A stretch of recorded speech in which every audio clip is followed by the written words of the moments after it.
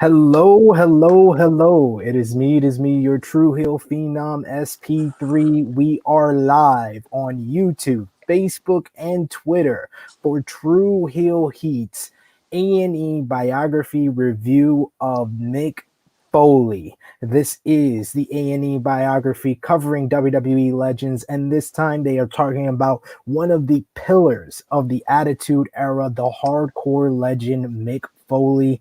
I am back once again this week with the connoisseur of reporting, and I'm going to call him the connoisseur of producing after his great job producing the roundtable review for AEW Double or Nothing last night, Romeo Anthony Colon.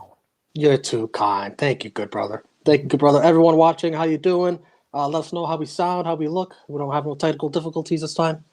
Yeah, we seem to both be doing fine. Usually, like the last couple of live streams, I've been immediately frozen when we start these, so we're off to a good start. We're off to a good start. I haven't got a text from Tia yet saying you're frozen again, so we are in good shape.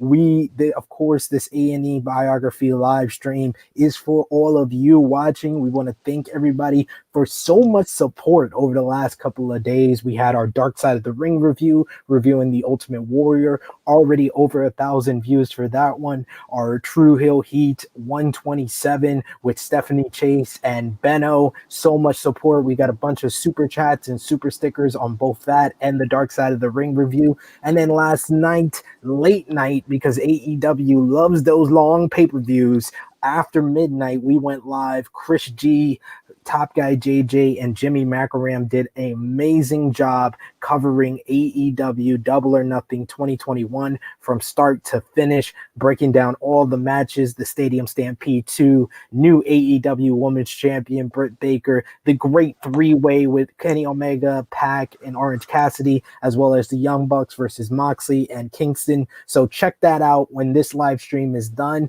But a quick reminder to everyone who's watching us live, everyone who's watching us on demand, drop us a like. Share this video with all your wrestling fans, friends, and family. If you are new to the True Hill Heat YouTube channel, smash that subscribe button, hit the bell to stay notified for all the great content right here on True Hill Heat. If you're watching us on Facebook or Twitter, we always love your comments in the live chat, so leave your thoughts on the A&E Biography on Mick Foley. If you want to have one of your comments guaranteed to be read out, if you're watching us on YouTube, you could send us a super chat or super sticker. $1 or more, you are entered into our first ever call-in edition of True Hill Heat, which is coming up in a couple of weeks. So there is a whole bunch of great things going on the True Hill Heat YouTube channel. But if you're watching us on Facebook or Twitter, drop us a like, drop us a heart emoji, a laugh emoji, an angry emoji. However this episode of A&E Biography made you feel, let us know with those reactions and tag a friend to watch along with you. Romeo, you've been doing such a great job covering the A&E Biography. I do want to ask before you get things going, what was your overall thoughts, one word to describe this episode? Enjoyable.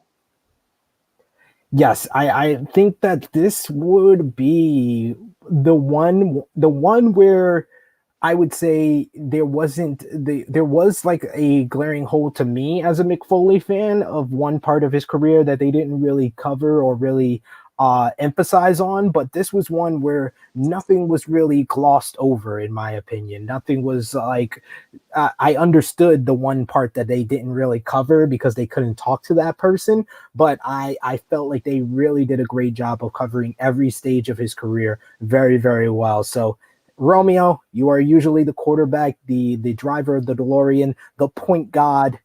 Take it away. Okay, I look forward to seeing what you're referring to there. Make sure to point it out when we're going through this. I will for sure.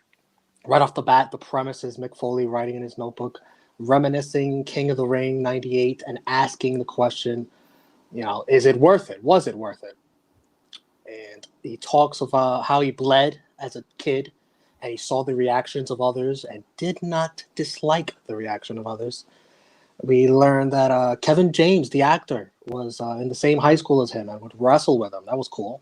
Yeah, I actually knew that already, but it was fun that he was actually a part of this A&E Biography. Is something that I've heard in the past, but I like that he was included here. And there's all this great footage of him just not taking himself seriously as a teenager. I can't believe they had all that footage. Yeah, I mean, how much like videotape footage they had of Mick Foley's like childhood and his teenage He was years. not shy of the camera. No, you could tell that he was going to be a performer in some capacity, even at that early age. And they talk of MSG, Madison Square Garden, Magnificent Morocco versus Jimmy Superfly Snuka, the steel cage match for the IC title. And he's there. You could see him in the front throwing up the Snuka hand gesture. He hitchhiked there. He saw the splash off the top of the cage from Snuka. And that's really where his journey of wanting to become a professional wrestler begins.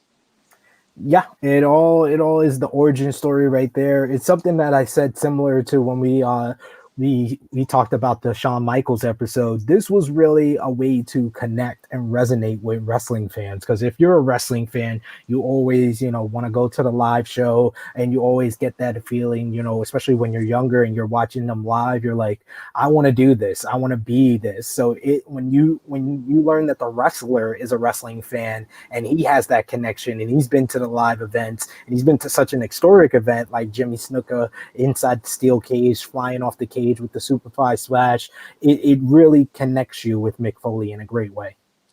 The Legend of Frank Foley is a movie of sorts that he writes when a girl he likes accidentally calls him Frank instead of Mick.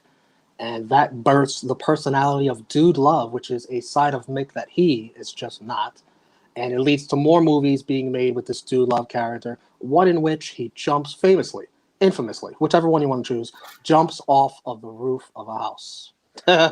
Yeah, I remember as a kid watching these old Foley tapes. We'll get to the famous vignettes, the famous series of interviews with Jim Ross, where those videotapes were really like brought to the surface on WWE television. But this was like really like, oh, wow, he was really a wrestling fan even from younger. This is something that he always wanted to do. Like, I really dig this guy now. Like, I was scared of him at first with the Mankind character. I was only 8 years old, and the guy with the leather mask and everything. I thought he was crazy watching him in WCW as Cactus Jack, and then to see him, cutting promos in the boiler room with his pet rat and with the leather mask, and then his feud with the Undertaker. He scared me as a young kid. But then when we saw these interviews with Jim Ross and saw the videotapes, this was like my first real connection with Mick Foley beyond just the characters that he played. We got the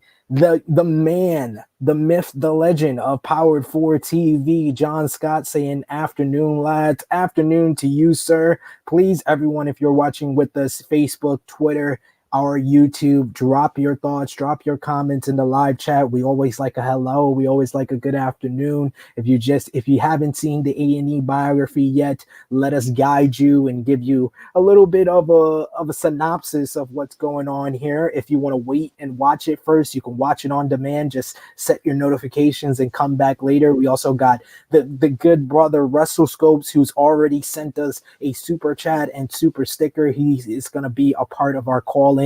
I'll be giving y'all information on True Hill Heat this coming week on how I'm going to connect you guys and give you the link. But WrestleScope saying greetings to you, good brother. Hope you having a great day so far. He's saying SP3 and Romeo, yes, the connoisseur of reporting and the True Hill Phenom are here with you on a Monday afternoon or Monday almost evening for folks in the UK if you're joining us. Take it away, Rome. So he trains to be a wrestler. He's working indies on the weekend all the way through graduation. He wanted to be Dude Love, but knew he wasn't all that good yet, so he comes up with Cactus Jack, the pride of Truth or Consequences, New Mexico. And he gets a job in Memphis from Dave Meltzer, praising him in the Observer newsletter as one of the best independent talents in the country. So he did get clearly better. Yeah, but this was another case of where I felt like they didn't really use Dave Meltzer enough. Like, we got this early portion because, Foley's talking about, reading the newsletter and getting that praise from Dave Meltzer, which really got his name out there to other promotions. But I feel like Dave Meltzer has a whole different perspective from a lot of the talking heads that they usually have on these. I did prefer his input, and we had a lack of Rosenberg and Sam Roberts. And let me just tell everybody at A&E and WWE, thank you. Thank you. You overdid that part and those talking heads. So thank you for this week leaving them on the cutting room floor if they did contribute, or not using them at all. We greatly appreciate it covering this series. But yeah, it was funny because I was watching this with my wife Tia, and she said that Meltzer, she never sees Meltzer. She always listens. She always like hears me listening to the podcast or talking about his star ratings or talking about something controversial or aka stupid, he says. And she sees him and she's like, he looks like Shrek. And Oh man. I can't unsee that anymore. I can't unsee Meltzer as the human Shrek. By But the way, yeah, one of the cleanest backgrounds Dave Meltzer has ever had. Anytime I've seen him, usually he's in his office, which is a fucking mess. Clean that shit up, Dave. he's an unorganized journalist. What can you say? Oh, and look at this. Look at this. Right on cue. We say send your super chats, send your super stickers. We got the OG of sending the super chats and supporting the True Hill Heat YouTube channel, Mont Black 034 with a $10 donation. My boy here. He says, "We're live, pal. I don't get a lot of time to watch all this stuff, but religiously follow ya. It's reviews ever since the bashing of Bubba Love Sponge. Keep it up, y'all, too, and pray in Korea, pray North Korea, stay away." Yes, we seem to be good, my Black. We seem to be Oh, good. I know everybody was worried about me and my disembodied voice on True Hill Heat 127. I apologize for those technical difficulties, but I had to restart the computer before we did this. Let me back us up here because Romeo's done a great job and provided us with awesome backgrounds now. So let me change this view real quick for us.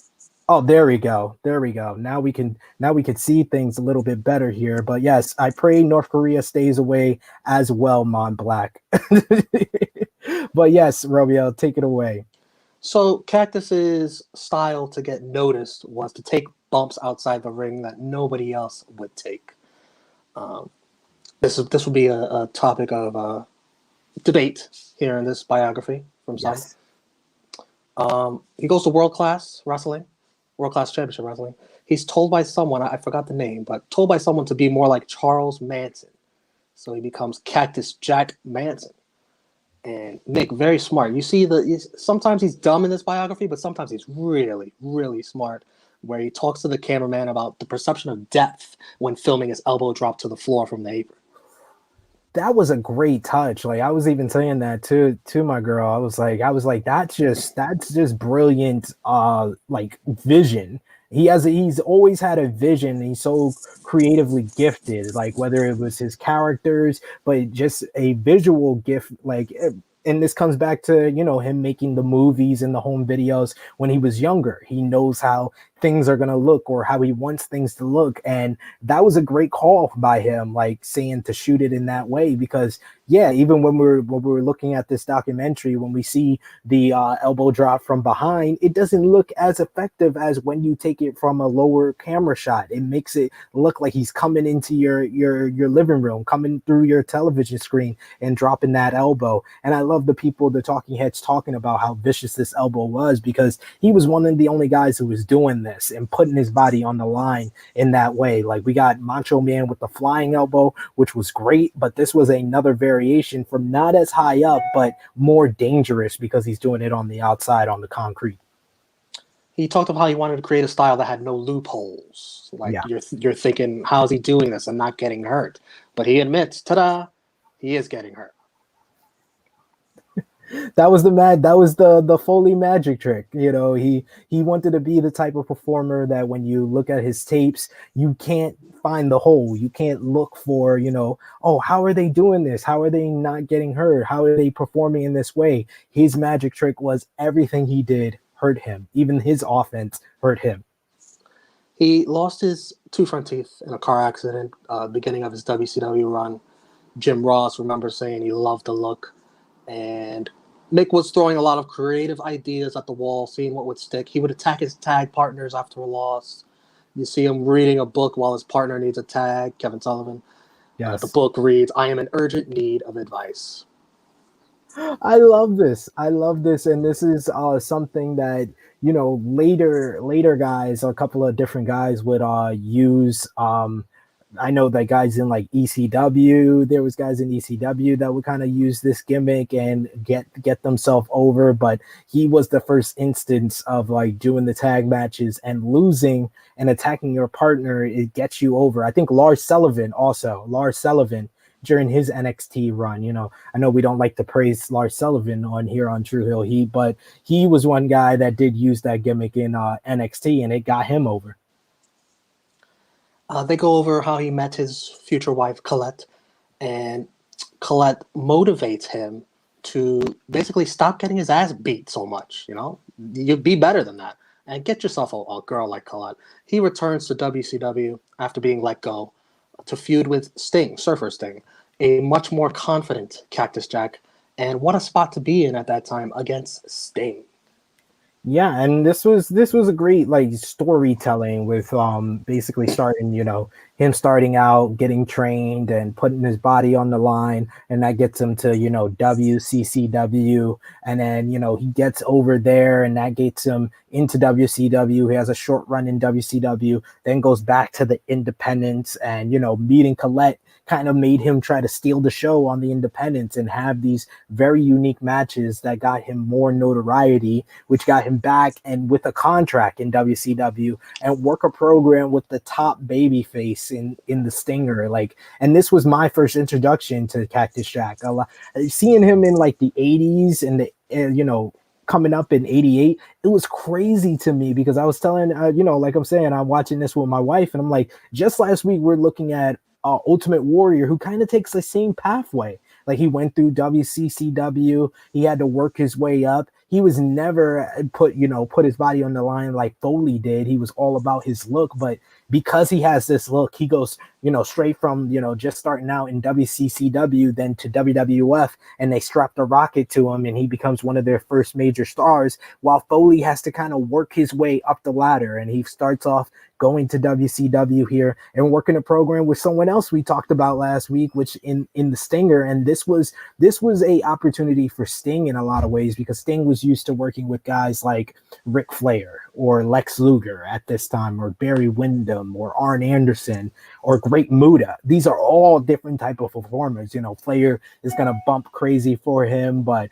he's the nature boy, he's the top heel. Arn Anderson's another guy that would bump crazy for him, but he has this intimidating style, this more technical style, similar to Flair. Great Muta is more of this high flying, more unique style from Japan. And then you got Foley, who just puts his body on the line. Sting can just go out there and kill and have more physical matches than he's having with all these other guys. It just brings another layer to the Sting character. And I think that Cactus Jack is a very underrated, underappreciated part of the Sting legacy. We get present day Ric Flair talking about how he used to criticize his style, Mick Foley's style. I thought he did it respectfully. Back then, probably not so much. No. And he asked, how many tables did Bruno Sammartino went through? The answer is none. And his style was not good for longevity. And he tried to tell Mick. Mick was sensitive to it. He wanted to prove people wrong. Flair writes in his book, remember, that he called Foley a 300-pound stuntman, and says, we get hurt enough. And Dave Meltzer calls it the cycle of wrestling. The young guys never listen. And that's true to this day. To this day, there are guys that are going to put their wrists on the line, and it kind of flows into like the whole conversation that's been going on lately, with Jim Ross saying that Randy Orton is the best wrestler in the world, and people, coming out getting upset saying that Kenny Omega is the best wrestler in the world. But, Orton has a totally different style from Omega. Like Orton has the less is more. And, the fact that he's so slow and so methodical, it makes it count more when he does the RKO out of nowhere, or comes in with a drop kick, or does a new move to his arsenal. It counts more because he's so slow and methodical. While Kenny Omega has kind of this breakneck style, which will have more good to great matches, but a lot of the stuff that he does might not matter as much to the viewer. So it depends on what style you prefer, but this was kind of like the that this was all the predecessor when it comes to like Foley and Flair. Flair was really a less is more type of guy, while Foley was just putting his body on the line, going through tables, just going out there and trying to make the most memorable spectacle possible for the fans. And it's whatever your cup of tea is. I think there's a lot of people that will say that Mick Foley was more influential in a lot of ways to a lot of the guys nowadays and the way they bump than Flair was, but it depends on what you like. I like both of them and I get greatness from the both of them, but some people will be drawn down the middle and like the Flair style more than the Foley style, or like the Bruno style more than what I don't know what's the best comparison to like a Kenny Omega or Mick Foley back in those days, but then you know what I'm trying to say. It's kind of whatever your cup of tea is.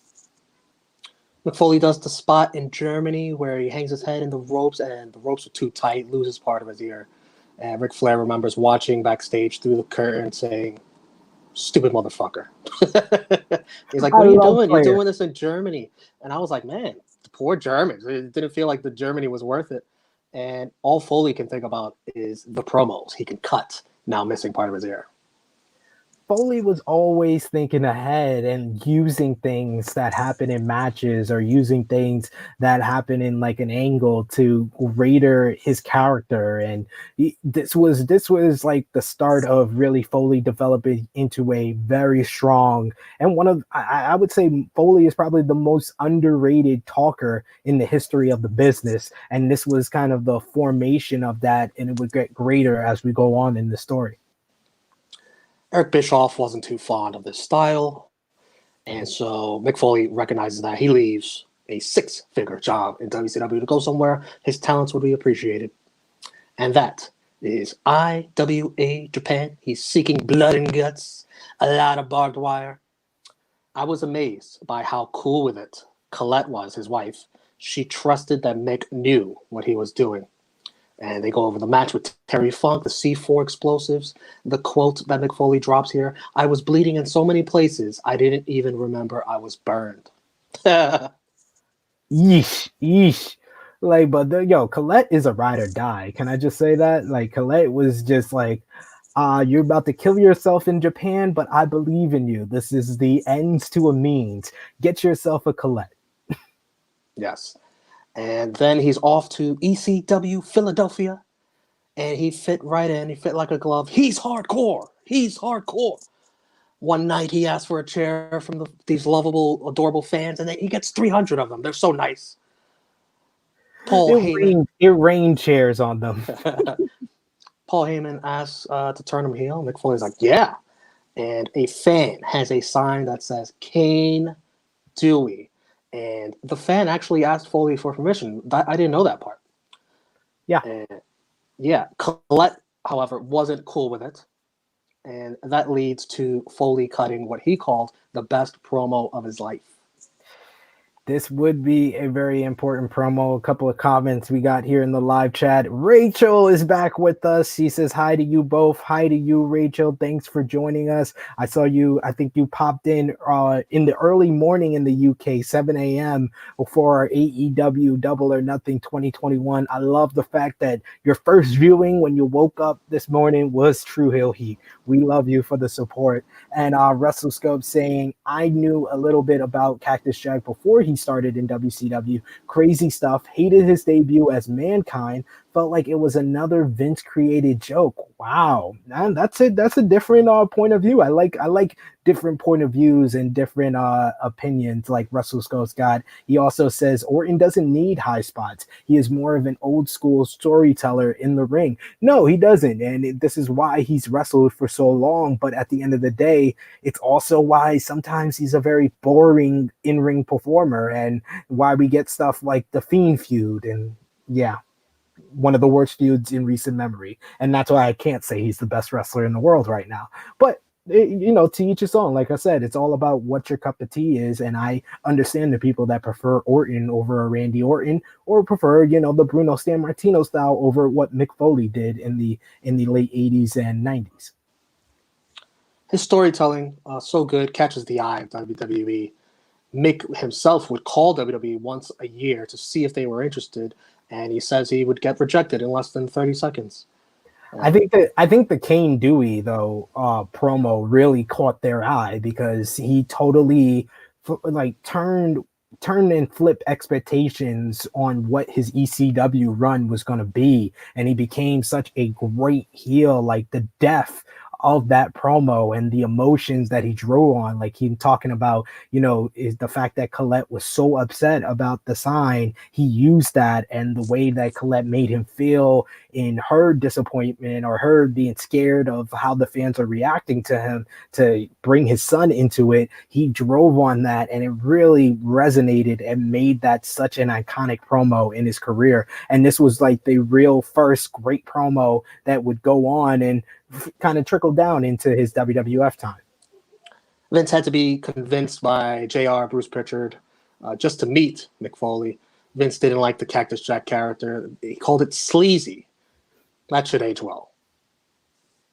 Vince saying something is sleazy, yes, this should age very well for him. But come on, Vince, you saying something that's sleazy? Aren't you the guy that like would go on to exploit women and have the cat show her breast and be a man whore while you're married and cheat on your wife and try to kiss another female in front of your comatose wife? And I know this is all on camera things, but yeah, we're talking about a character here. That's pretty sleazy. Your background, sir. Just saying. And hey, even before that, if you're saying, oh, that came afterwards, even before that, the Ric Flair Macho Man Miss Elizabeth storyline, I think that was pretty sleazy too. Mankind is born. They gloss over the fact that that wasn't his original name. What was his original name? Something the Mutilator? Yeah, the Mutilator. Yeah, they didn't go over all the names that they pitched to him, but we did see like them like basically getting a measurement of his face for the leather mask. And even Foley, like similar to what WrestleScopes is saying, he thought that it was like a Vince created joke. The Mankind character, he really wanted to be Cactus Jack, a character that he cultivated through WCW and his time in Japan, and then ECW, where he really got greater depth to the character. He wanted to bring that here into here, but this McMahon has a different vision for everything, and he has a different mind state. And one thing that you didn't mention was what Vince said to Jim Ross about you want this guy so bad. He was like, I want you to feel, I want you to know how it feels to watch someone that you love fail. Like what? That's his expectation from Mick Foley. Like I think Vince McMahon will say that probably Mick Foley is the guy that exceeded his expectations the most because that's a low, very low bar that he had to eclipse there. Yeah, they talk about Foley didn't want the mask because it would hide his facial expressions, and Vince said it would accentuate them. And I was like the Miz here, where he said he didn't know who Cactus Jack was. He knew Mankind. That's who I knew, Mankind. And the finisher was just creepy to me as a kid. The way his opponents used to cough up spit, it looked pretty cool. Yeah, on True Rewind, me, you, and Drunk Guy, we've been seeing the early vignettes. I think I do a pretty good Mankind of these original vignettes job. So go check out True Rewind if you want some of my great imitations of Mankind. This was great stuff, and this instantly got you intrigued in the character, even if you weren't familiar with Cactus Jack like I was. I knew of Cactus Jack from his time in WCW. I didn't really follow him into ECW. I wasn't really an ECW fan at that time, but I did recognize the voice when I heard Mankind, and I was like, oh man, they changed Cactus Jack. Why can't he just be Cactus Jack? And the Mankind character, the more those vignettes came, and his promos were so philosophical, I got definitely intrigued, and I was ready for his debut.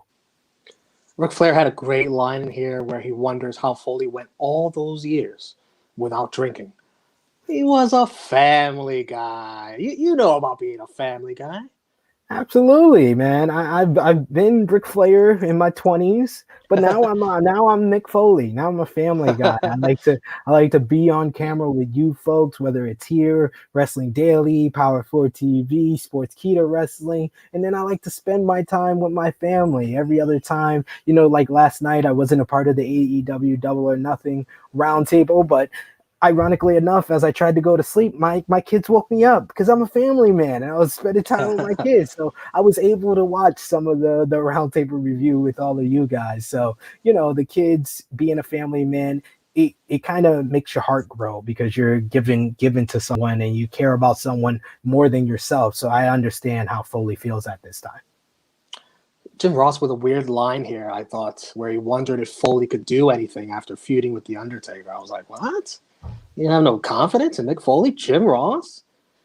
And Paul. Because of Vince. Because Yeah. of Vince, when Vince sets the bar that low that you're gonna watch this guy, came into a hot rivalry. I love the Undertaker's contributions on this episode, really talking about like how he wanted to work with Foley and how this character would bring something new out the Undertaker. And I said it before, I think we talked about it on Wrestling Daily with Alex McCarthy when we did our Mount Rushmore of Undertaker rivals.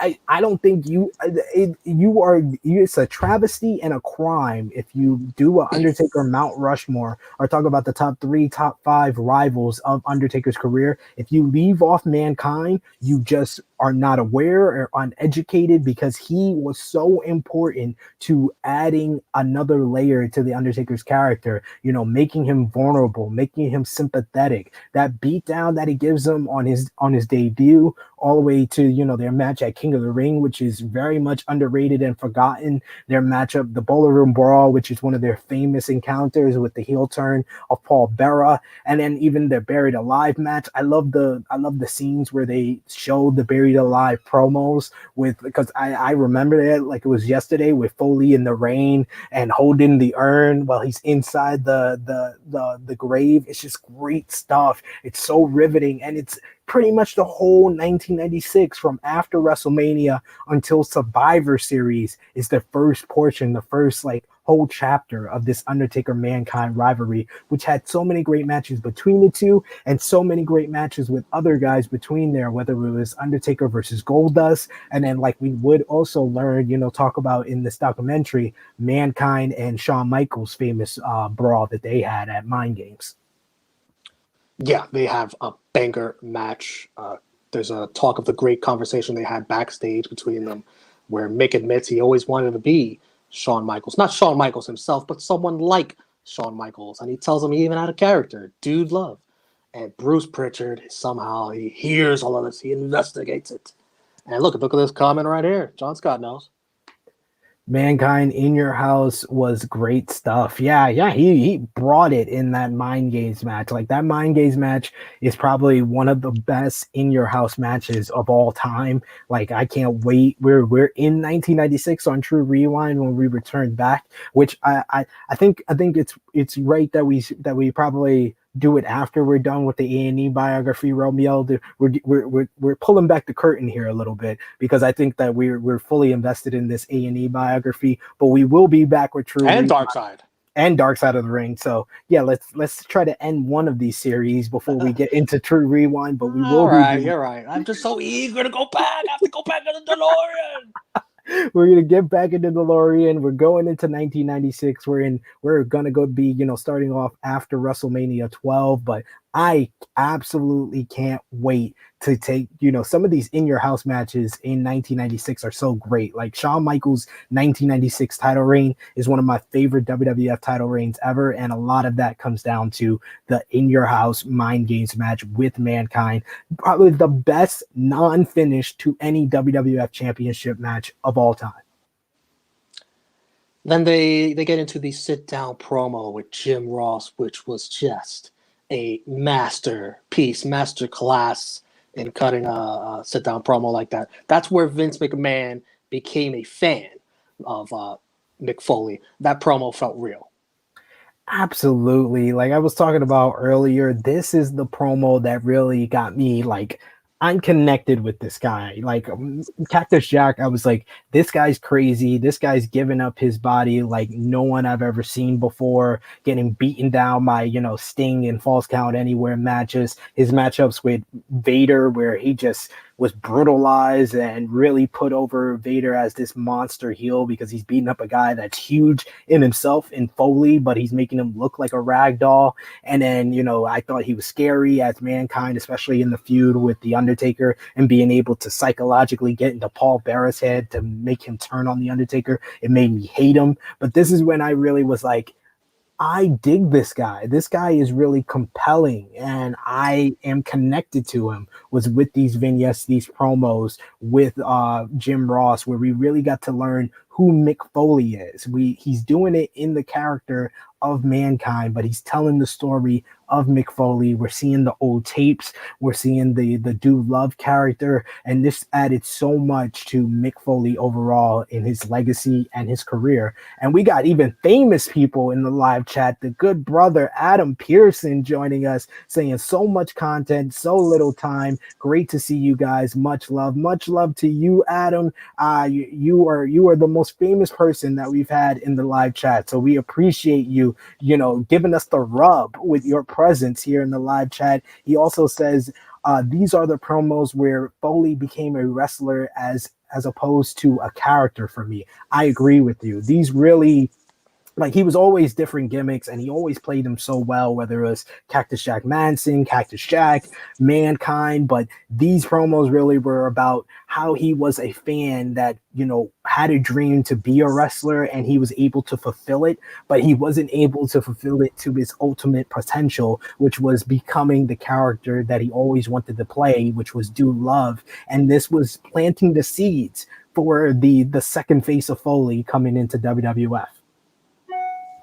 Do love. Oh man, I need to warm up before love, yeah, do love, what a theme song. Yeah, do love. The Beautiful. little the music video with him flying. Yo, man, why don't they have music videos like entrance videos like that anymore?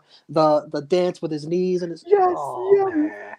I wish I could stand up. I'm like, yeah, me down. too. I can't stand up, but I would do it totally. Like if those first moments with Do Love, especially him playing off of Stone Cold Steve Austin. That was like the perfect Magic guy to introduce this character, because Austin's reaction, even to the vignette on the video screen, like he's like, what the fuck? Awesome. There's great footage of him backstage calling his wife to explain that the girls alongside him are just playing a gimmick. That was cool. And this character switch could have been such a disaster, but it's Mick Foley. Mick Foley just finds a way to make it work. And this is the genius of him overall coming through and coming to the forefront, because, to play such a diverse character, this psychologically damaged character of Mankind, and then turn it on its head and play this corny 70 out of the 70s, like cornball sexy boy who's not sexy in Dude Love. It's totally different, and it totally shows the depth of the performer that is Mick Foley. We got Hector Rodriguez joining us, saying, hey SP3, what's up, man? What's up to you, brother? And say hey to Romeo. He's not chopped liver, he's here with us too. But yes, thank you for joining us, Hector. We appreciate you joining the live chat. WrestleScope says, love the Foley sit down with JR. That's what made Mick a mainstream star. I think that like Adam said, this was like Foley showing that he's not just a character, that he is a wrestler. And I think that this is the start of his star starting to shine really more. And then the other face makes his debut in WWE 1997, that huge pop at Madison Square Garden. Hey, Hector, it's Cactus Jack. The three faces of Foley promo was so well done. I mean, and then in his mind, he's thinking about how Vince didn't like this Cactus Jack character at first. Well, now here he is. Now look at him. And JR mentions how smart he is. Now he's got not one, not two, but three action figures. Money, money, money. Money, money, money. 3 different shirts, 3 different action figures. This is just smart. It's just smart on Mick's point. But I remember this episode of Monday Night Raw. In my opinion, top 5, top 3 episodes of Monday Night Raw of all time. Because I don't know if you remember, Romeo, not only did we get the debut of Cactus Jack against Hunter Hearst Helmsley, this same exact Raw in Madison Square Garden is the first time that Stone Cold hits the stunner on Vince McMahon. So to have such 2 iconic moments in 2 and 3 different guys' careers, like this is probably one of the greatest episodes of Monday Night Raw of all time. Man, oh man, I can't wait till we drive our DeLorean into 1997. 1997 Monday Night Raw and Nitro are just magnifique, and so many great moments week after week after week. But this one stands out as one of the best episodes ever. And put on your seatbelt. It's time to talk Hell in a Cell 1998. One of the most unforgettable matches of all time. They mentioned how 1 month earlier, Mick had felt his character had plateaued. And Mick felt that he had to top Shawn Michaels' Hell in a Cell match with The Undertaker, the first ever one. And he would tell Taker, just throw me off the top of the cell. And Taker would shoot him down every time he brought it up. Mick even warns his kids this match is going to be bad. And then you have the memorable spot. Taker does throw Foley over into the announce table. The great call on commentary. And Undertaker mentions how it felt like an eternity waiting for Mick just to move and show some signs of life. And Vince McMahon saying this was too far. You see the concern on Vince's face as soon as he comes down. And this was one where like I said, they didn't really focus on like a lot of different things. They kind of, when we're just talking about that great episode of Monday Night Raw in September of 1997. And then we jump to June of 1998. I think Foley did a great job of kind of describing the character changes that he went through, where he's kind of bouncing around from his different characters, whether it's Do Love, then he's like Cactus Jack for a while with the run with Chainsaw Charlie, where they really put over the New Age Outlaws as the next like great team in WWF history. The dumpster spot. The dumpster spot, like they didn't really talk about that, which is okay. You don't have Terry Funk, who I would say was the number one missing talking head, but it's understandable with his condition. With his condition right now, he's been dealing with a lot of health concerns, so I understand him not being there. But if there was one talking head I would have loved to be here, it was Terry Funk, especially with the King of the Deathmatch stuff, and then that period of his career. I would have loved to hear from him. They didn't talk about the Foley, I think it's Do Love versus Stone Cold Steve Austin feud after WrestleMania, which really, there's a lot that people that will credit, Austin beating Shawn Michaels and, the involvement of Mike Tyson at WrestleMania 14 and then the feud with Vince McMahon. But Vince McMahon having his first proxy be Foley, and Foley being able to bump around for Stone Cold is really what kind of put the rocket and added more fuel to the rocket that was Stone Cold at that time. Those matches with Foley at Unforgiven and then especially the Over the Edge 1998 match are amazing, and Attitude Era in its essence. That's the Attitude Era right there. If there was like one or two matches, if there's 2 matches that I would say watch that kind of personify the Attitude Era, I would say The Rock versus Triple H from Backlash 2000 and Dude Love versus Stone Cold Steve Austin from Over the Edge 1998. Those are the Attitude Era. You got the interferences, you got the characters, you got the McMahons at the height of their heel powers. And in both matches, it's kind of great to go back and watch those. And these are timeless matches that you can go back and watch years after, and even years now. Those are just too great. But Foley, they kind of glossed over that, but Foley did a great way of like talking about how he went from, the Cactus Jack to the corporate Dude Love to now he's the corporate Mankind. But after the Austin feud, it's like, where can you go? You just feuded with the top guy in the industry. You're kind of going back to square one by going back and feuding with The Undertaker. How can you top what you did previously with The Undertaker, what you just did with Austin? And here's the King of the Ring 1990. You know what's gonna happen. You know it's coming, but still, it's so eerie just to hear them walking on the top of the cell, and you hear the zip ties breaking, the fasteners like ping, ping, ping, and that leads to Foley getting his ass chokeslammed through the cell. Colette was furious because she thought Mick Foley had this planned, and that did not go according to plan. Ric Flair coming to the conclusion finally, you know what? This son of a bitch, he just loves the business. That's where He it loves it changed. that much. That's where it changed for Rick. He was just like he saw that and he's like, nah, that's another level. That's another level of love. Like that's love and dedication to put your body on the line in that way. In that way, that's the ultimate extreme, the ultimate sacrifice to the business that Foley does here at King of the Ring 1998. We got WrestleScopes back in the live chat saying Vince saying, make me that money, Mick. Absolutely. Hector with a couple of comments saying Cactus Jack is the most insane of the three personalities, even though Mankind is supposed to be that crap insane. Yes, he is the most insane because he's the most sadistic. Like, you know, the other characters kind of, especially like Mankind lives off the pain, and it's about the bumps and the, you know, the pain and the punishment that he takes, while Cactus Jack, he also has that in him, but he also gives it out a lot more than Mankind does. And then he also asks a question to us: do you think A&E moved up biographies up to May to compete with Darkseid? Because I'm in a Facebook group I'm in, they think so. I don't think that they moved it up, because I remember when they made the deal with WWE and A&E for this biography series, they did say it would be the spring of 2021. But we did talk about last week that they did move up the episode on the Ultimate Warrior to have it come out before the Dark Side of the Ring episode. So there might be a little bit of strategic planning on which episodes they play. What do you think, Romeo? Real quick question, Sid. You're good on time, right? You don't have any other recordings coming up here?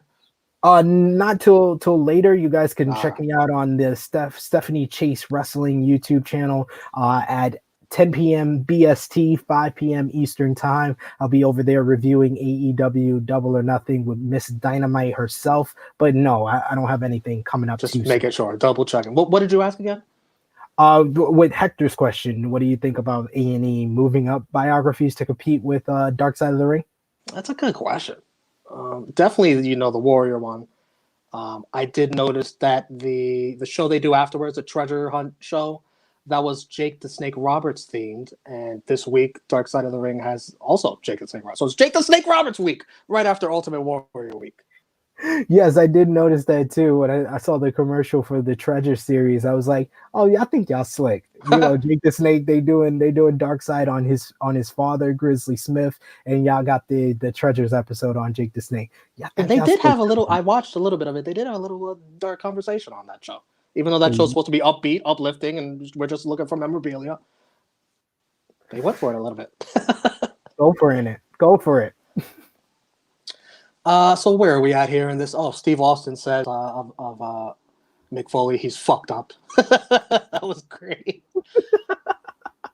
I don't know. I love Austin. Austin saying like, you know, he's getting ready for, you know, he has the first Oh, blood match at King of the Ring 1998 with oh, Kane, and he just hears the roar of the crowd when Foley's going back up the cell after, you know, the 16-foot fall, and he just goes to the monitor where all the boys are surrounding the monitor watching this match, and he's like, "There's no way we're following this. This was his Triple H at WrestleMania 25 or Triple yep. H at WrestleMania 18 or anytime Triple H main events WrestleMania seems Yeah. that this was that moment for him.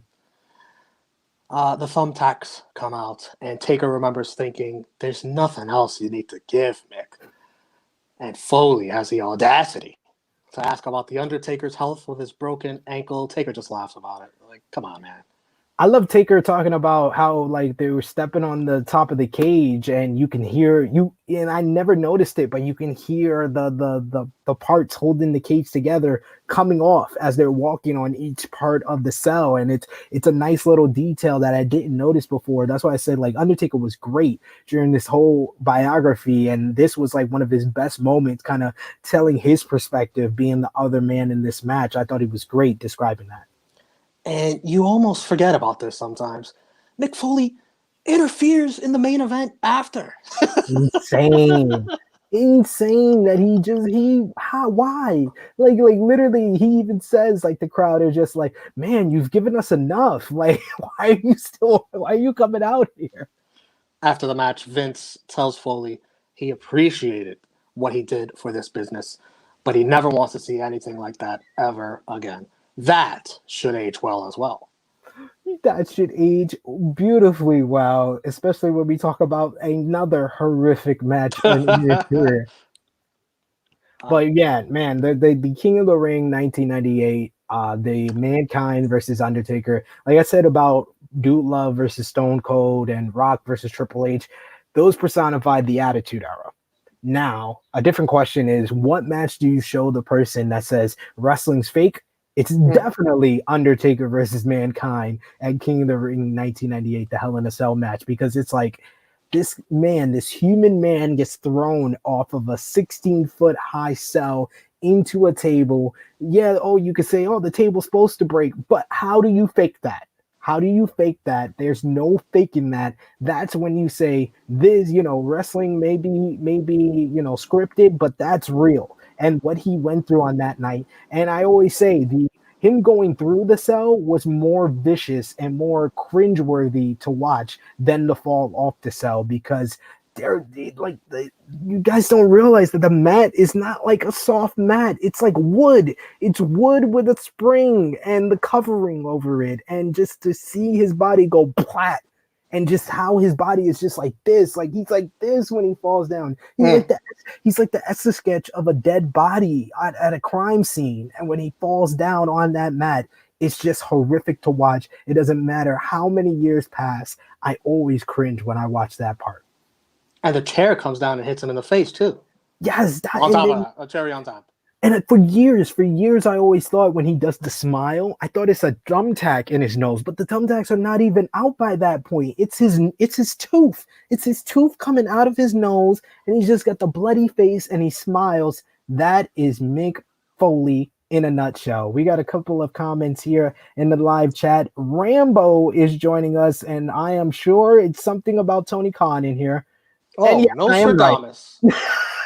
Hearing SP3 doing the Do Love song made me think that could be Tony Khan's entrance when he starts coming out. Just a huge smile on his face to that music would match. See, this wasn't as bad as his usual comments on Tony Khan, so I'll give him credit. Let's see Tony buy that track. Hey, Tony's been buying all the tracks. He's been buying all of them. He's been buying even the Major Leagues theme, which was great, which is fucking great entrance. It gave me chills. We got Hector saying, also, isn't it weird Vince allowed Stone Cold to do both Dark Side and A&E Biography?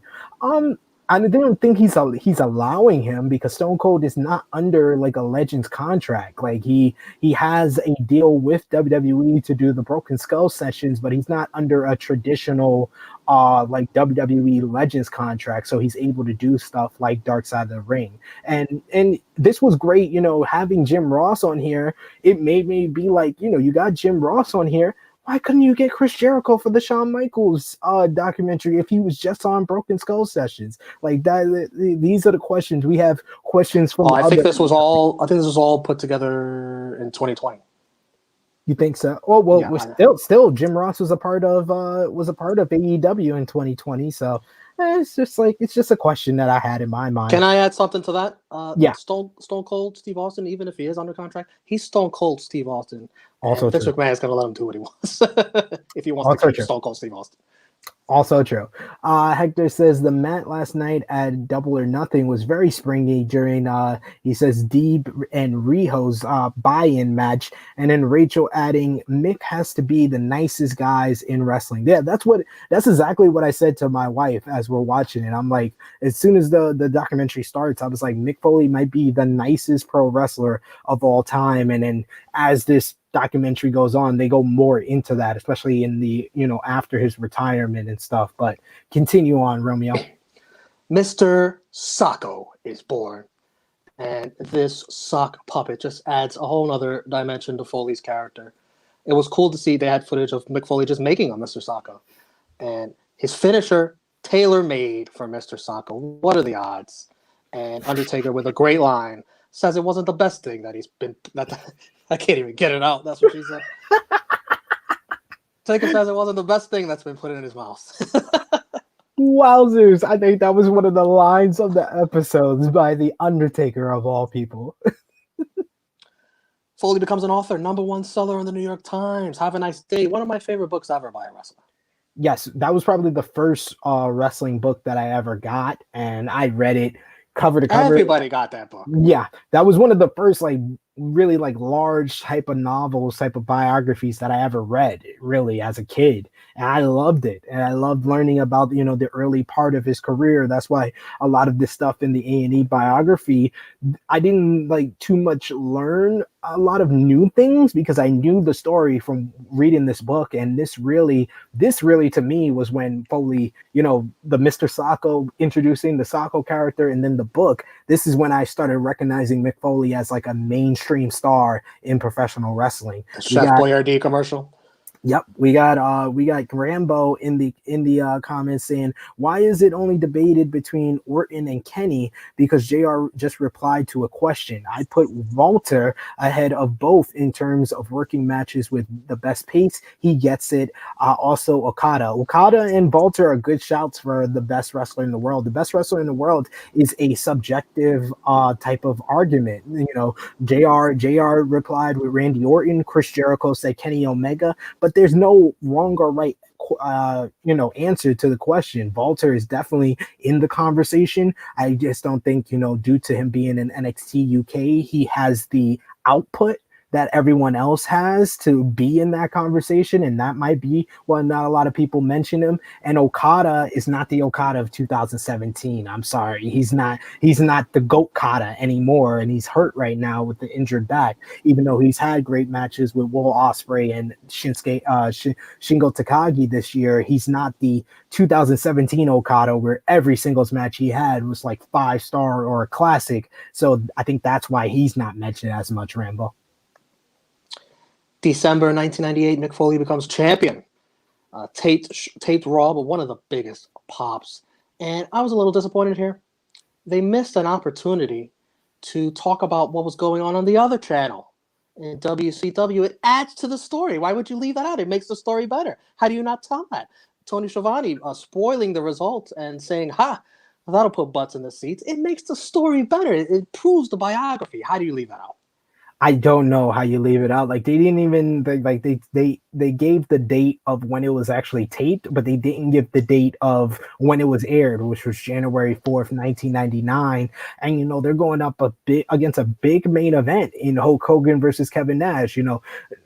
Mind you, we all know in retrospect what that match would go on to be with the finger poke of doom, but that's a huge match. That's the two leaders of the NWO going at it for the world title. And the fact that, them trying to spoil the outcome made people turn the channel to see Mick Foley's moment.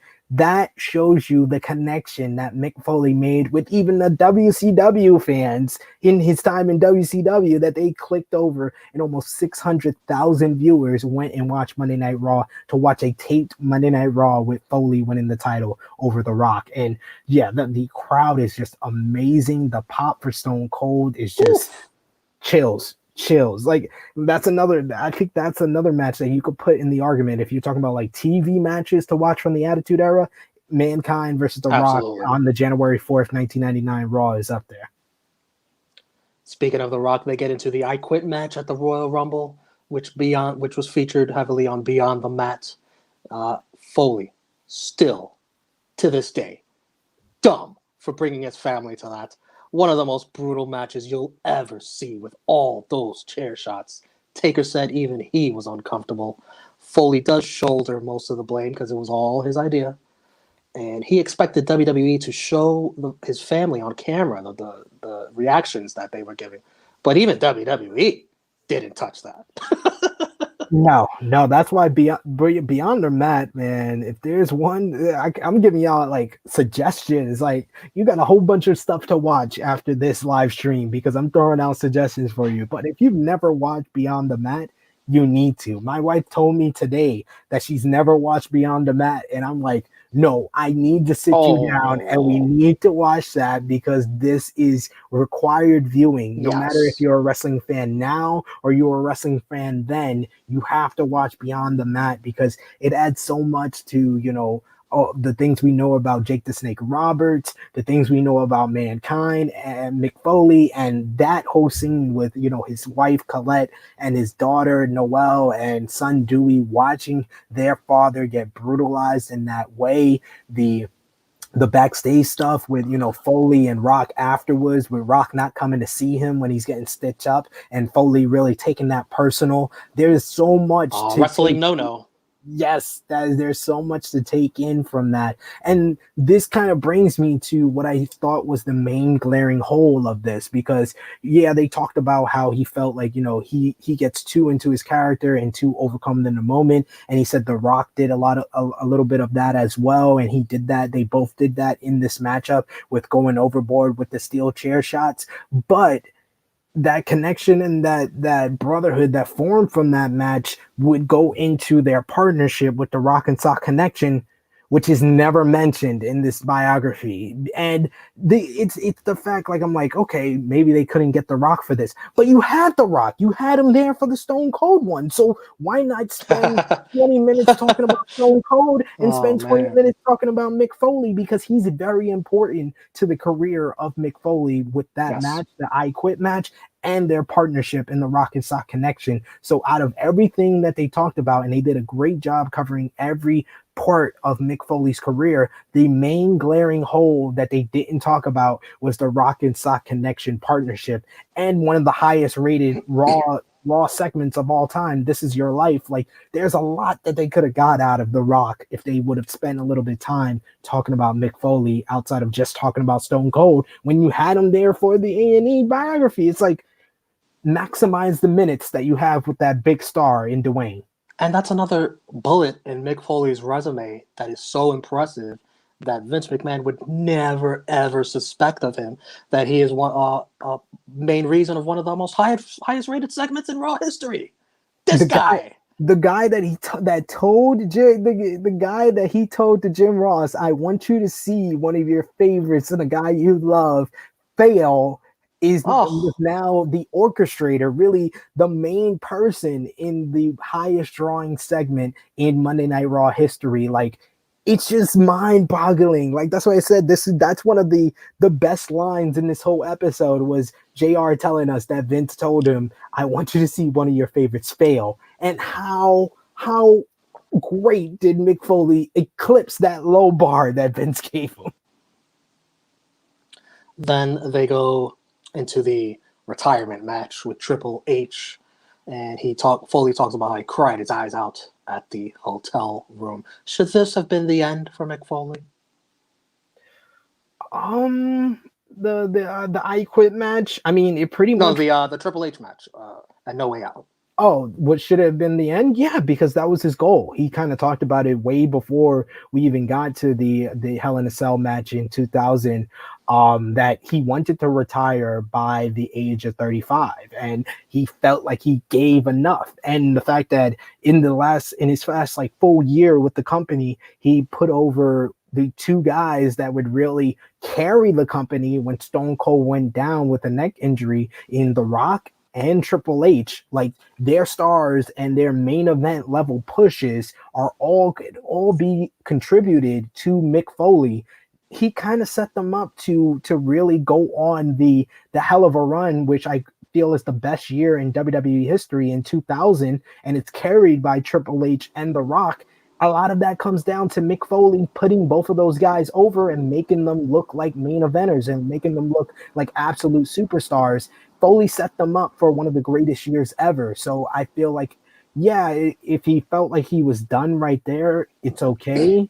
But as we would learn, he wasn't done. And this is where I feel like they kind of glossed over a lot of the different stuff after this retirement, which I understand. But I thought that we were a little bit robbed, but you can talk about that a little bit more. We got a couple of comments here. Rambo continuing the best in the world conversation. He said, I'd argue Nick Aldis, Walter are better off not on main roster when you see Nakamura doing a mix of Flash Funk and a shell of himself, strong style. That is a funny analogy.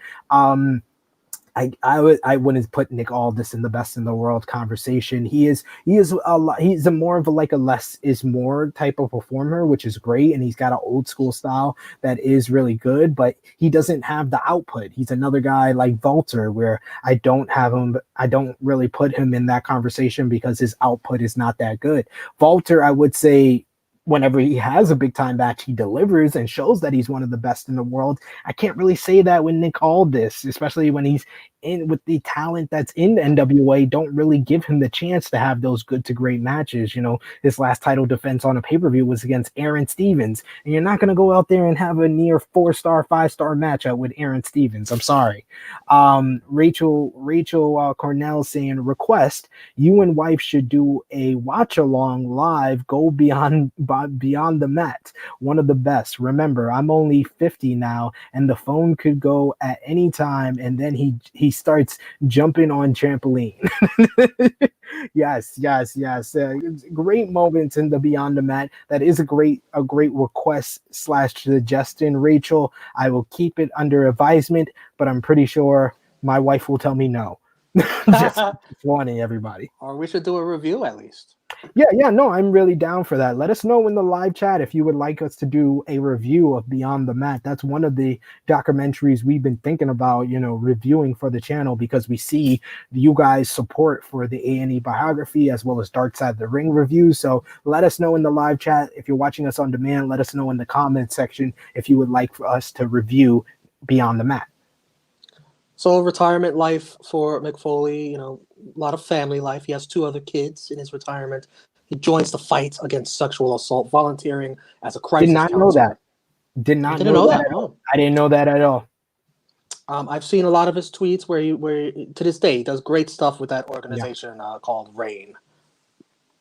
Yeah, this was I'm not too shocked by that, because Foley seems like a guy that would be, aware of this type of things, but I didn't know all the work that he was putting in and how that was such a big part of his post WWE career. So it made me admire him a little bit more. He returns to wrestling because he missed it, in his words. They briefly touch, as you mentioned, the WrestleMania 20 match, teaming up with The Rock and Sock connection, the Randy Orton feud, the Edge feud, the Ric Flair feud. You mentioning how Mick Foley helped make Rock and Austin. He also helped send Orton and Edge.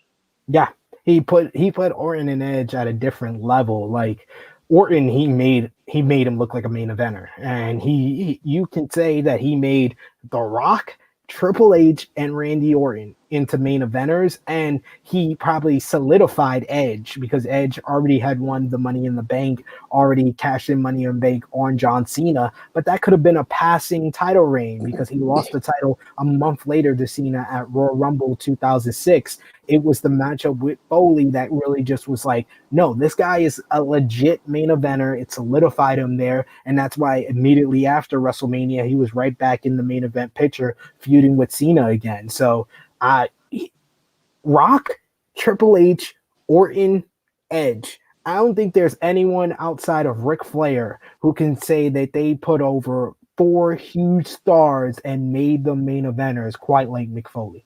Yes, he had a specialty in that. He admits that he should have retired.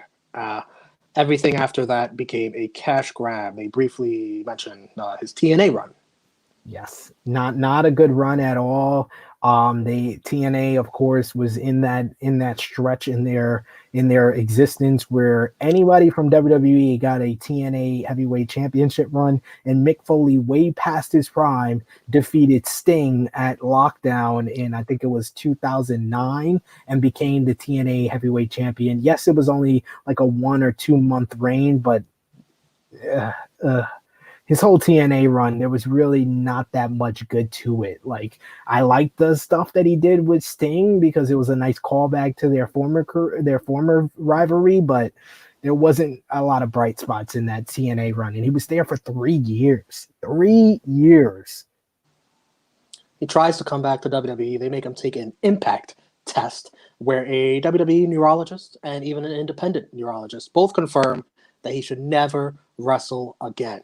No shit, I said.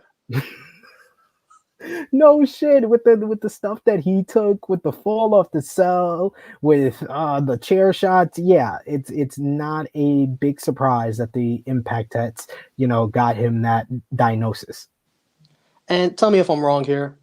I'm kind of, we talked about what they should have included. There's already been a couple of things that were not.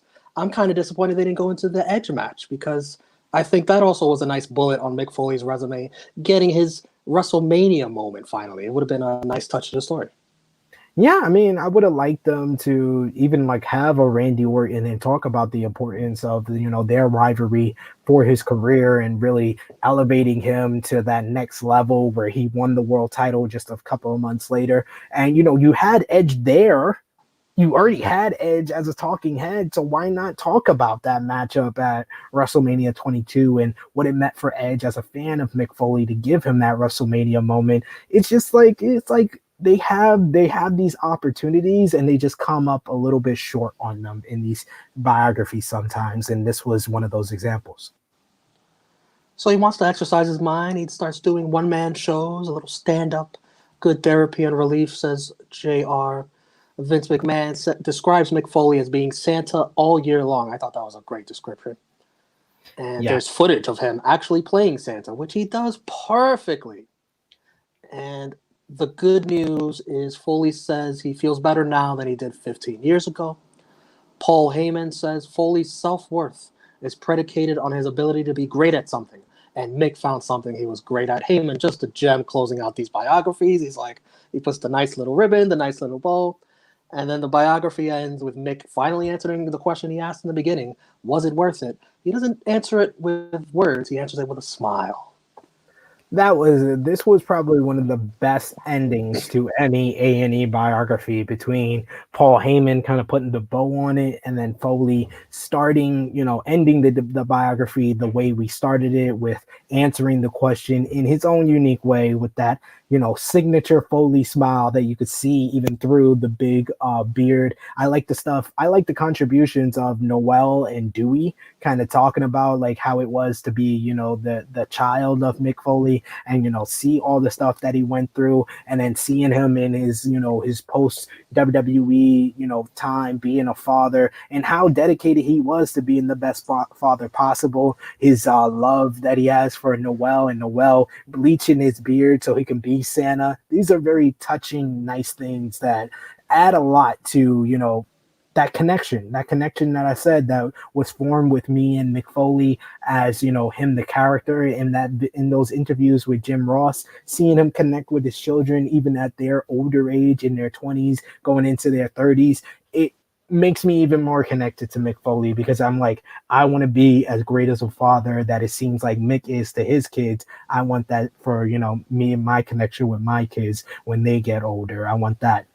And even the little stuff that they showed, him playing horse with one of his sons, talking about his son having autism, and spending time using his son's guitar playing during his little cameo as he's do love. These are just great things where you can see he is still very much has a close-knit relationship with his kids, and it makes you a bigger fan of Mick Foley, even though we haven't seen him in the ring in so many years. We don't need to, because he's left a legacy that will always be there, and legends like Mick Foley will never die, and they live on forever. But he makes his legend even greater with what he's done in his post career, whether it's his stuff with Rain, whether it's being Santa Claus all year round, and even stuff like Edge talking about him coming over to his kids and sneaking out the house so his kids still believe in Santa Claus. That's just lovely, and it just shows how much of a sweet man Mick Foley is. It just grates my great. It strengthens my love for Mick Foley in a lot of ways. We got Mr. Can I ask you one thing? Yeah. I probably know the answer to this, but Mick Foley, we've seen in this biography, such a creative mind. Why don't they use that creative mind in WWE? I don't know. Are they scared he's going to influence some of these guys to just destroy themselves? I wouldn't even use him as far as maybe if they have that perspective of, oh, we don't want him to influence them to take the risk that he did. Just use his creative mind. He has such a creative mind. Use him in the creative room instead of, and I gave her a whole bunch of praise last week, but I really don't know what she does creatively for WWE. Instead of hiring Dana Warrior, why not hire Mick fucking Foley, for God's sakes? One of the most creative minds you've ever had in your company. How do you not use him in a greater capacity for your lack of creativity that you have in 2021? It's just mind-boggling in a lot of ways. Mr. Powered 4 TV, John Scott says, that is my favorite doc, talking about Beyond the Mat. SP3 Beyond the Mat review would be epic. I had this request a month ago. He also says, I enjoyed the WWE program they did with Rick and Foley. I think it was 2006. It was, but they half shoot in ring on promos of quotes of their book, but the matches were pretty decent and aged well. Yes, their SummerSlam 2006 match was awesome, brutal match with the two old men bleeding and those promos. Oh man, those promos in the lead up. The promos in the lead up to the Vengeance match, I felt were a little bit stronger than the SummerSlam promos, but just overall, that promo and those promos in the summer of 2006 definitely worth reliving and going back on if you have the Peacock Network. I'll give you a plug, WWE. And then Hector saying, who knows how many concussions Mick has had in his career? I don't even think Mick does. No. And then speaking of which, talking about creative, Mick's son, from what I understand, works for WWE in 205 Live. I think, yeah, he's a part of the creative team, but it's if you're using his son, why not use him as well? I'm just saying, use him creatively. He says that he is a producer on 205 Live. Yes, you are correct. I have heard that he has worked in creative as well, but it's just he's working his way up. Yeah, he's working his way up. So, shouts out to Dewey. He's doing great things with WWE and continuing on the Foley legacy in that way. So great stuff. Great comments from all of you guys in the live chat. But Romeo, that's an end to this A&E biography, Mick Foley. We want to hear from you guys in the live chat. Who was your MVP, your LVP, and how you rated the A&E biography episode for Mick Foley? Let's start with you, Romeo. Who was the MVP? I liked Ric Flair. You made me laugh. I liked Undertaker. I liked Jim Ross. I had 3 MVPs. Like those three? I like those 3. I am going to go with the co-MVP of The Undertaker. And this is rare for me, but Mick Foley himself. I feel like Mick Foley himself was told his story in a great way. I think him and Austin have been the best as it comes to telling their own story and, kind of giving us through the paces of every stage of their career. So I got to give it to Foley and The Undertaker. Undertaker was great in his description of King of the Ring 1998. Romeo, who is your LVP? For that basketball shot, I almost want to say Mick Foley with that airball. That was brutal. They could have edited that out on the editing floor. But I'm going to say Vince McMahon. It just seemed like he didn't have a lot of nice things to say about Foley. It was like you got to fucking get it out of him. Oh, sorry, Vince. I would have loved to give it to Bruce Pritchard because I don't like Bruce Pritchard, but no, I can't say I don't like Bruce Pritchard because I don't know him. I just don't like what he's doing creatively for WWE right now. But that's cheating, yeah. Yeah, But I'm not gonna give him for that because I thought he was great, especially when he's talking about discovering that the Foley do love character. But I'm gonna have to agree with you. Maybe I would say Vince, and I would say Dave Meltzer, because I feel like they could have got more from Dave Meltzer, and they very used him very sparingly and just in passing. So Dave Meltzer and Vince McMahon are my LVPs, co-LVPs, co-MVPs. Romeo, out of 10, what do you give this A&E biography, Mick Foley? To me, there's not much new you can find out about the story of Mick Foley. It's still, though, such a legendary career. I thought this was well done. I enjoyed it. But like we said, there was the stuff that they didn't touch on that could have made this almost perfect. So I give it a 7. Enjoyable. Wow, I went a little bit higher than you. I had I think it was the Austin one. What did I give? I think I give the Austin one 8.5. I think this was like 8.5, 8.5 out of 10. A really, really enjoyable episode of the A&E biography. One of the better ones for sure. 8.5 out of 10. Just very entertaining. Although I didn't learn too much. Like I said, I read the Have a Nice Day document biography, so there wasn't a lot of information for us to learn new. And they've covered Mick Foley so many times, especially with WWE. But just overall, this was enjoyable. And Mick Foley has such a great story, not full of controversies, not full of things that WWE have to, become apologists for, like the Ultimate Warrior, and not things that they have to not address at all, like the Booker T episode with the racist storyline with Triple H. But this is stuff that they can all, cover. They didn't cover the Rock and Sock connection, but that's understandable. You only have 2 hours, an hour and a half to kind of get the career in its essence, and they really covered every stage of his career very well. So I gave it an 8.5 out of 10. We got Mr. And Power. for the Yeah, record, like I give it a 7. It sounds low, but I really had an enjoyable time watching it. The only biography / Dark Side of the Ring that I have not enjoyed is the Randy Savage. absolutely. Absolutely. I did not enjoy the Randy Savage one, and I gave it a 6.5, and I think I was being generous. I think Me I should too, give yeah. it like a 5.5 for how badly they dragged and tried to bury Macho Man Randy Savage. It was disgusting. The Uh, self destruction. Yes, the self-destruction of Macho Man Randy Savage. We should just definitely, we That's what should we just watched. go ahead. Yeah, we should just go ahead and change the title on our True Hill Heat YouTube channel. John Scott says 9 out of 10 for him for this Mick Foley episode. Hector says I have yet to see it, but I'll let you know later on SP3 and Romeo. Yes, yes, Hector, come back to this video. Leave us a comment in the comment section when it's here on demand, and let us know what you thought about the whole entire episode and what you thought of our review. Let us know. Yeah, your comment will probably be right on True Hill Heat. Absolutely. We love reading your great comments on True Hill Heat. But Romeo, that brings us to a close. We got a lot of stuff that we have to advertise. You are a man that is busy on the True Hill Heat YouTube channel. I know you got a lot to do this week, but let the people know where they can first find you on social media, and then right here on the True Hill Heat YouTube channel.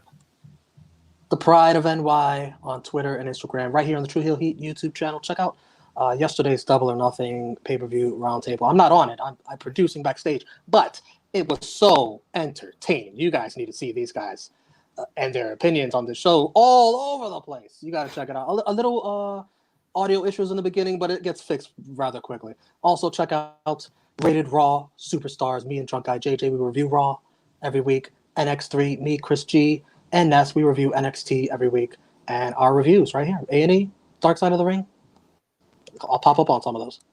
Absolutely. Dark Side of the Ring this week, Friday. We are going live. We usually try to aim 11 a.m. Eastern Time, 12 p.m. Eastern Time, 4 p.m., 5 p.m. for you guys in the UK. We're going to go live on Friday for Dark Side of the Ring Season 3, Episode 6 on Grizzly Smith. the father of Jake the Snake Roberts. Check out that review. We're going to have a lot of great input on that. Maybe the Stat King, maybe Chrissy Love will join us. Romeo might be a producer in the background, or maybe he can join us. It depends on North Korea. North Korea, like Mountain Black said earlier, and thank you, Mountain Black, for that great donation, $10 donation, that super chat. Mountain Black Yes, thank supporting you. the Hill Heat YouTube channel. Thank you so much. And we'll be, hopefully you will get more donations on Friday for our live stream for Dark Side of the Ring. So join us back here Friday for that live stream. Like Romeo said, check out last night's AEW Double or Nothing 2021 Roundtable Review. Chris G running the point god, and with Top Guy JJ and our AE recap expert Jimmy Macaram. They had so much fun talking about AEW, long in depth roundtable where they focus on each and every match. They gave you the good, the bad, the ugly on AEW Double or Nothing 2021. One of the most fun events that I've watched. So I will definitely be giving you a lot of feedback on AEW Double or Nothing 2021 on True Hill Heat 128, which is going to be up on our channel on Saturday, as well as later today, I'm going to join Stephanie Chase. Excuse me. That's the alarm telling me it's almost time for us to be done. So I'm going to join Stephanie Chase at 5 p.m. Eastern Time, 10 p.m. BST on the Stephanie Chase Wrestling YouTube channel for her AEW Double or Nothing review. So join me over on Stephanie Chase's Wrestling YouTube channel. And of course, if you love Steph Chase, she was with me on Sports Keto Wrestling for the AEW Double or Nothing preview on the Sports Keto Wrestling YouTube channel. You could check that out, or you could check out True Hill Heat 127, which is up on the channel right now, as Stephanie Chase and Benno of Post Wrestling joined us for one of our best podcasts of the year. It was a whole lot of fun. We had a lot to talk about with WWE and New Japan's potential deal, as well as previewing AEW Double or Nothing. And of course, for all the content that I'm doing, check me out on Twitter at TrueHillSP3. And of course, you can follow the gang at True Hill Heat on Facebook, Twitter, and Instagram. Thank you to everyone who joined us in the live chat. John Scott, Hector Rodriguez, of course, the good brother Mount Black with his $10 donation. Thank you, good brother. Rachel Cornell, WrestleScopes, the legend himself, Adam Pearson. He joined us in the live chat as well. Romeo, you had a final comment for the folks? Yes, you know what we got next week on A&E? What we got next week on A&E? The final biography. And I better see that whole Heart Foundation fan club in the comments when we review it next week. Brett the Him and Heart, all you guys that shitted on Shawn Michaels, come back. Let's see how this one measures up. Tia has said she is so excited for next week's A&E biography on Bret the Hitman Hart. I hope, number one, Rachel Cornell joins us, because she is the person that had the most heat on the Shawn Michaels A&E biography. So I hope you join us back. I hope we get a couple of super chats, some super stickers, all the support for you guys. Thank you so much, everyone, for joining us. This has been our A&E biography review of Mick Foley. Bang, for bang. Romeo. For myself, it is me, your True Hill Phenom SP3. We are signing off until next time.